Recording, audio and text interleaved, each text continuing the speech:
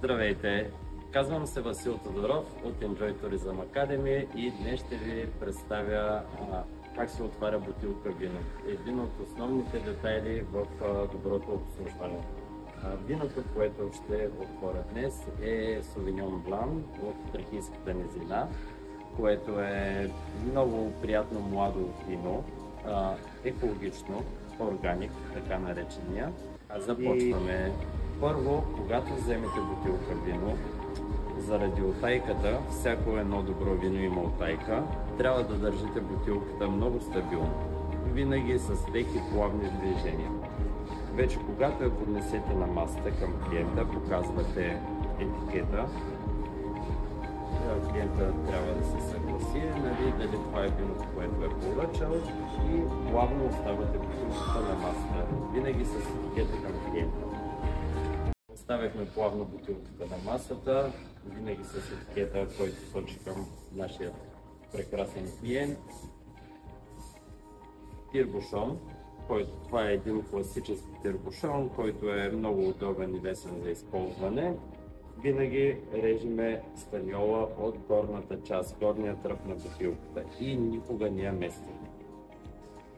Започваме плавно.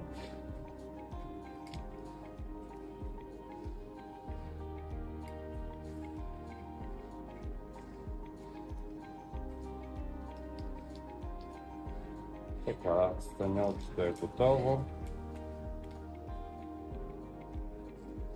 И това е една хубава линия. Когато станьолът е добър, се получава една хубава линия и горната част е добре изрязана. И ето, изрязали сме станьолчето на тази бутилка вино. Етикетът сочи към нашия клиент и сме готови да отворим бутилката.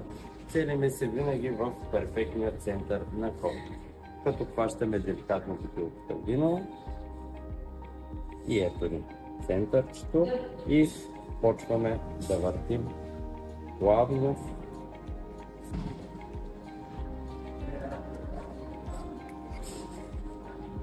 Така, стигнали сме почти до края.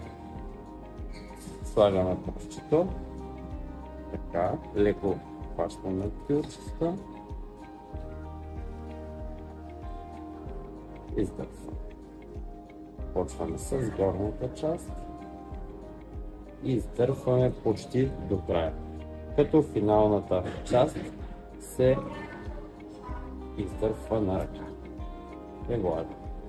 Помирисваме това. Да, виното не е поело въздух, това значи, че е годно за употреба. Естествено, отваряме и връщаме корка обратно и го поставяме до клиента. Ако имаме малко подложна чиника, най-добра на нея, защото той може да се го вземе за спомен или да реши да си вземе част от виното в къщи. Отнасяме отново виното с етикета към клиента и наливаме, естествено, на човекът, който го е поръчал. Ако мъжът е с дама и желая дамата да дегустира виното, наливаме на дама.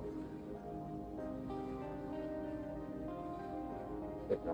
Виното може да се държи по два начина, или така, на долната част, или да се хване стабилно, също долната част, но с пълната глава на ръка. Наливаме за дегустация.